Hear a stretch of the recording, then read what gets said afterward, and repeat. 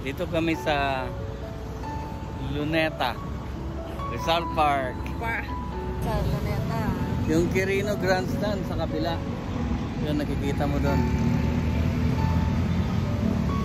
Yeah, mahirap tumawid dito. Kasi at your own risk. Yan na naman. Kailangan pag tumawid ka dito, mabilis lang. Sasagot na ka ng mga motor, baka dyan. This is our national hero, Jose Rizal. Dr. Jose P. Rizal. Yan. Yun yung tinatawag nilang, yung building na yun, yun yung National Photo Bomber Building. Yung building na yun. Dapat wala yung building na yun. Sige, patanggal natin yan. Photo Bomber na building.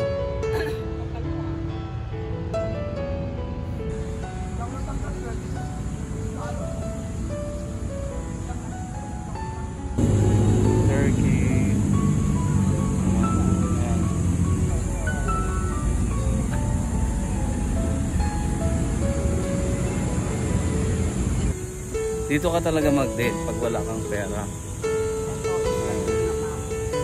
Ngayon, pag medyo matagal-tagal ka na sa Pinas at butas-butas na yung bulsa mo, nagsasampalan sa Luneta dahil sa pera. Naalala mo ba yun? Yung kantang yun?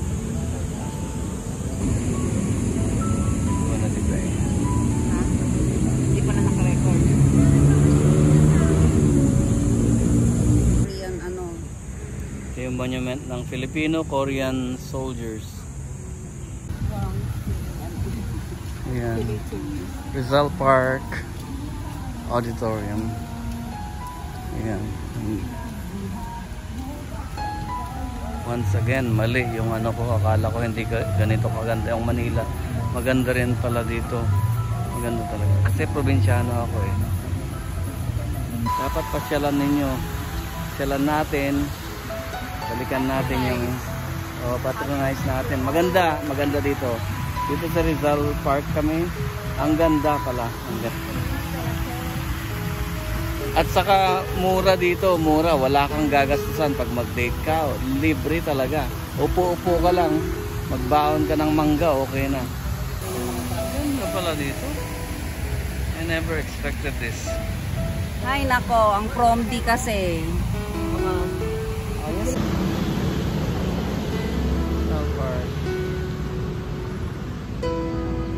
Now we're heading to Dolomite Beach. Famous comedian of all time, Dolfo. Dolphy, not Dolphy. Dolphy, not Dolfo. Okay. Strolling down Rojas Boulevard, going to Dolomite Beach. Kitantay diye project ni former President Rodrigo Roa Duterte. Ganda rin.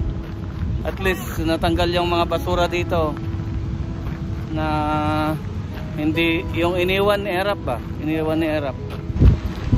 Ulitin ka na naman. Ganda rin.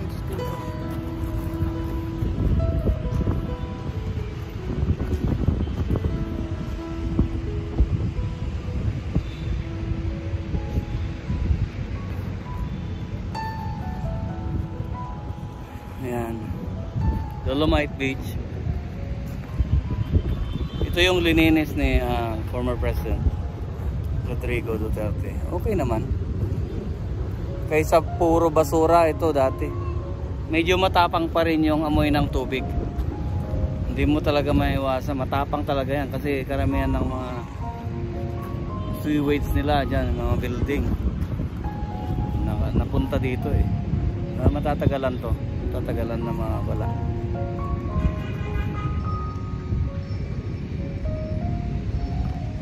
Maganda rin na nagawa dito ni former president. You can't deny that.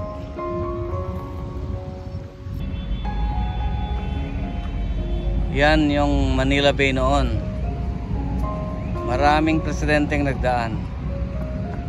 Pero this is after na nilinis ni former President Rodrigo Duterte. Yan. Yan, ilang dekada yan. Ilang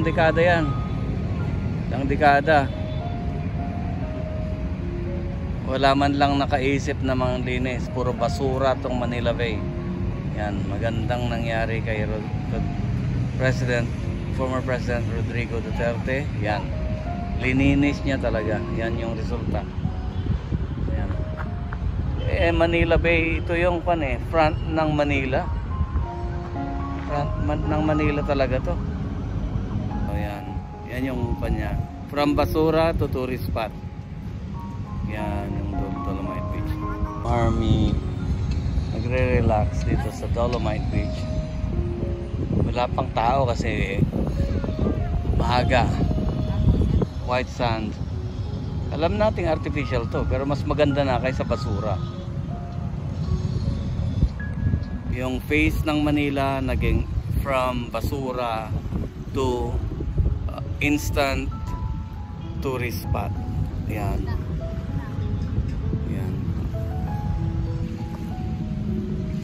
Ganda, magandang mag-relax lang dito. Kaya lang bawal magdala kahit ano, pagkain, which is reasonable kasi para hindi ulit mabasura tong lugar na to. Basura na naman doon. Ayan. Ganda paghapon dito, sarap siguro umupo lang dito. Relax. Hindi pwedeng pa red horse kasi hindi pwedeng magdala. Dapat nag-posting ako na nakatalikod. Yung mga posting na natalikod na yung side view. Ayan.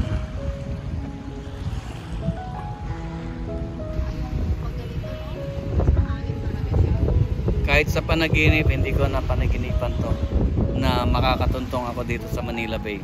Kasi lahat ito, basura talaga ito. Dumadaan kami dyan sa Ross Boulevard.